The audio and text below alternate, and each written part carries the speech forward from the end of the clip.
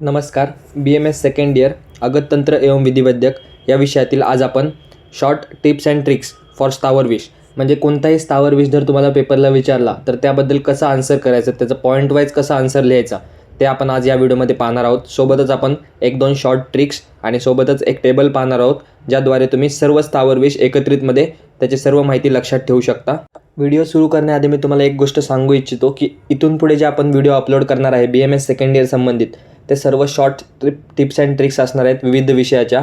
पण त्या tips and tricks तुम्हाला समजण्यासाठी तुम्हाला त्या विषयाबद्दल थोडी तरी माहिती, कॉमन गोष्टी माहिती असणं गरजेचं आहे. त्याशिवाय तुम्हाला हे कोणताच व्हिडिओ नीट समजणार नाही. तर त्याआधी तुम्ही गोष्टी समजून घ्या व नंतरच व्हिडिओ पहा. व जर तुम्हाला हे व्हिडिओ आवडत असतील तर तुम्ही व्हिडिओला लाईक करा, शेअर करा, सबस्क्राईब करा, जेणेकरून मला असेच नवनवीन व्हिडिओज बनवण्यासाठी प्रोत्साहन मिळत राहील.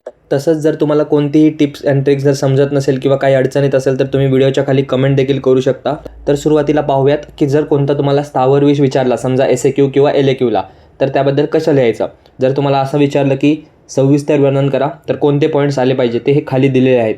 सुरुवातीला तुम्हाला त्याचं इंग्लिश नाव माहिती पाहिजे, त्यानंतर अल्कलॉइड्स म्हणजे जे लॅटिन नेम असेल त्याच्यामध्ये शेवटी तुम्ही INE, SIDE, त्याच्यानंतर IN असं लावायचं. जसं की ॲकोनिटम फेरॉक्स तर शेवटी आपण ॲकोनिटीन, ॲकोनिटाईन असं लावलं तर त्याचे अल्कलॉइड्स तयार होतात. असे तुम्हाला हे छोट्या गोष्टी जे तुम्हाला माहिती पाहिजे, जेणेकरून पेपरमध्ये तुम्ही रिकामा न सोडता काही ना काहीतरी अटेम्प्ट केला पाहिजे. नेक्स्ट तुम्हाला त्या स्थावर विषयाचं ॲक्शन लिहायचं आहे. ते कसं ॲक्शन करतं, त्याचं काय ॲक्शन आहे, काय कार्य आहे ते तुम्हाला थोडक्यात लिहायचं. त्यानंतर त्याचे काही सिनॉनिम्स असतील, पर्याय असतील तर ते तुम्ही लिहायचे. त्यानंतर त्याचं स्वरूप, बॉटॅनिकल डिस्क्रिप्शन, त्याचं जसं आपण द्रव्यामध्ये लिहितो स्वरूप तसंच इथे थोडक्यात लिहायचं. त्यानंतर त्याची लक्षणे आणि चिन्हे म्हणजे त्याच्या विषाक्ततेची काय लक्षणे आहेत, काय चिन्ह आहेत. त्यानंतर त्याचा घातक मात्रा, घातक काल, त्याची चिकित्सा. आता चिकित्सा लिहिताना सुरुवातीला तुम्ही थोडी आयुर्वेदिक चिकित्सा लिहून जर तुम्हाला मॉडर्नची माहिती असेल तर ती सुद्धा तुम्ही त्यामध्ये ॲड करू शकता. त्यानंतर मरणोत्तर स्वरूप म्हणजे PM अपीअरन्स की डेड बॉडीमध्ये काय लक्षण दिसतात. आणि त्यानंतर चिकित्सा वैज्ञानिकता म्हणजे मेडिको लिगल ॲस्पेक्ट की मेडिको लिगल ॲस्पेक्ट काय आहे, सुसायडल आहे, ॲक्सिडेंटल आहे असं. तर हा एक फॉर्मॅट आहे कॉमन जो स्थावर विष लिहिताना तुम्ही लक्षात घेतला पाहिजे. तर आता इथे तुम्हाला पेज जे दिसत आहे समोर त्याच्यामध्ये कॉमन पॉईंट सोबतच तुम्हाला साईडला जे पॉईंट दिसत आहेत ते तुम्ही कोणत्याही स्थावर विषयासाठी वापरू शकता. पण हे सर्व कोणासाठी आहे, ज्या विद्यार्थ्यांनी आजपर्यंत काही अभ्यास केलेला नाही किंवा अगततंत्रमध्ये त्यांनी स्टडी केलेला नाही आहे पण त्यांना पास व्हायचं आहे आणि इथून पुढे जे काही 10, 15, 20 दिवस राहिलेत त्यामध्ये त्यांना अभ्यास करायचा आहे. तर त्या विद्यार्थ्यांसाठी हे सर्व पॉईंट्स आहेत, जेणेकरून कमी कालावधीमध्ये तुम्ही सर्व सिलेबस कव्हर करण्याचा प्रयत्न करू शकता व तुम्हाला असं नाही वाटलं पाहिजे की आपला काहीच अभ्यास झालेला नाही आहे व आता आपण पेपर कसा लिहायचा. तर त्या विद्यार्थ्यांसाठी हा व्हिडिओ आहे. तर व्हिडिओ काळजीपूर्वक पहा, शेवटपर्यंत पहा. जर तुम्ही स्किप केला तर तुम्हाला पॉईंट समजणार नाहीत व नंतर तुम्हीच कमेंट कराल. तर आता आपण एक पॉईंट पाहूयात. आता हा एक पॉईंट जो आपण पाहणार आहे तो व्यवस्थित पहा, कारण ह्याच पॉईंटवर पुढचा जो आपण टेबल पाहणार आहे तो खूप डिपेंडंट आहे.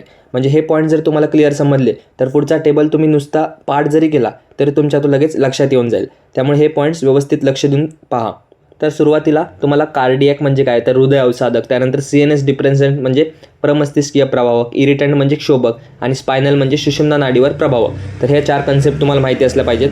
आता कोणत्याही स्थावर विषयामध्ये लक्षणं काय लिहायची, तर दाह, शूल, वमन, अतिसार, तंद्रा, उलटी, मळमळ, भ्रम, श्वासावरोध आणि मृत्यू. तर हे लक्षणं जे आहेत ते सगळ्या स्थावर विषयासाठी बऱ्यापैकी कॉमन आहेत. फक्त आता जे वेगळे लक्षणं आहेत की समजा वत्सनाभला एक वेगळं स्पेसिफिक लक्षण आहे तर ते तुम्ही एकदा बघून घ्या, पण हे कॉमन लक्षणं मी तुम्हाला सांगत आहे.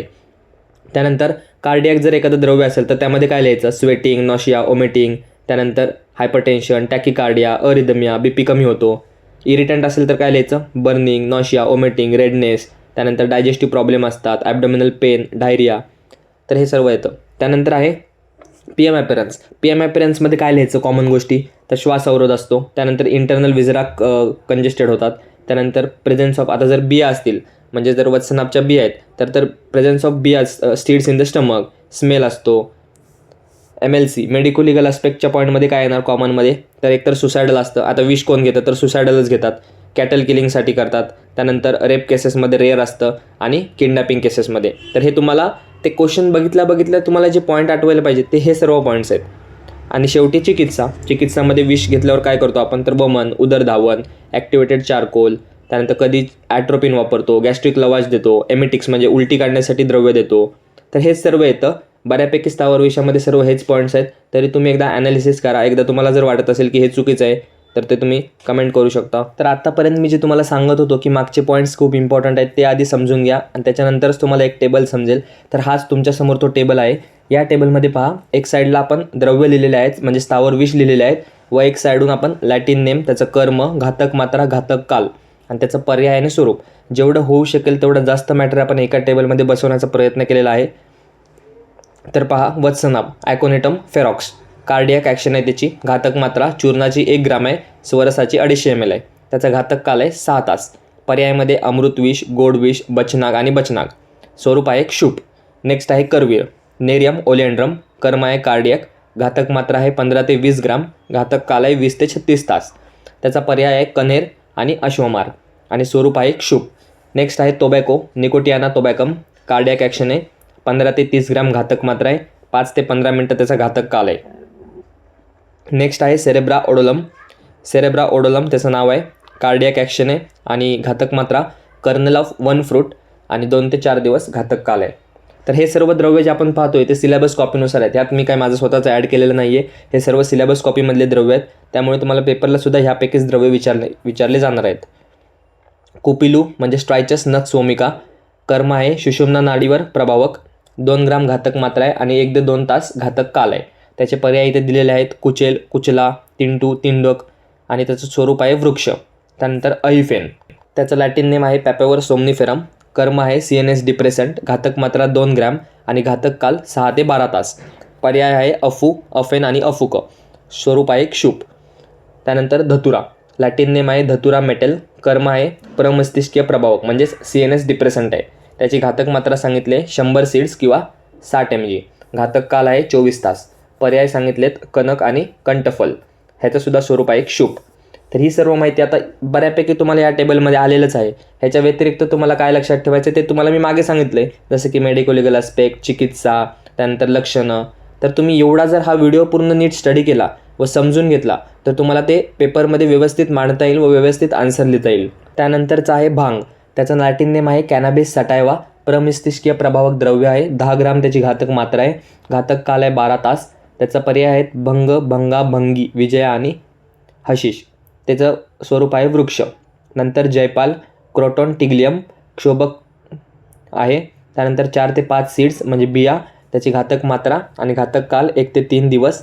जयपाल, जयपाल आणि जमालगोटा, त्याचं स्वरूप आहे वृक्ष. नेक्स्ट द्रव्य आहे भल्लातक, लॅटिन नेम आहे सेमिकार्पस अनाकार्डियम, कर्म आहे क्षोभक, 10 ग्राम घातक मात्रा आहे, 12 ते 24 तास घातक काल आहे. त्याचा पर्याय आहे भिलावा आणि बिब्बा आणि स्वरूप आहे वृक्ष. नेक्स्ट द्रव्य आहे गुंजा, ॲब्रस प्रिकार्टोरियस, त्याचा प्रभाव आहे क्षोभक, 1 ते 2 बिया घातक असतात, 3 ते 5 दिवस घातक काल सांगितला आहे. त्याचा पर्याय आहे रक्ता आणि रक्तिका आणि त्याचं हे स्वरूप आहे लता. त्यानंतर आहे अर्क, त्याला लॅटिन नेम आहे कॅलोट्रॉपिस, स्थाने कर्म करतं. त्यानंतर त्याचा घातक मात्रा अनिश्चित आहे आणि घातक काल 12 तास सांगितलं आहे. तसंच त्याचे पर्याय आहेत अक्वन आणि आकंद आणि त्याचं स्वरूप आहे क्षुप. तर तुम्हाला जर हा चार्ट समजला असेल तर खूप वेल अँड गुड, तुम्हाला खूप उपयोगी पडेल हा चार्ट. ज्यांनी आत्तापर्यंत अगतंत्राचा काहीच अभ्यास केला नाही किंवा समजा लेक्चर केले नसतील, कॉलेज केलं नसेल, पण त्यांना पास होण्याची आता भीती वाटत असेल तर त्यांनी कमीत कमी एवढं तरी करावं. म्हणजे प्रत्येक द्रव्य वाचत बसणं, प्रत्येक स्थावर विष वाचत बसणं डिटेलमध्ये आता शक्य नाही आहे. त्यामुळे तुम्हाला जेवढं होईल तेवढं स्मार्ट वर्क करणं गरजेचं आहे. तसंच हार्डवर्क करा, दिवस खूप कमी राहिलेले आहेत.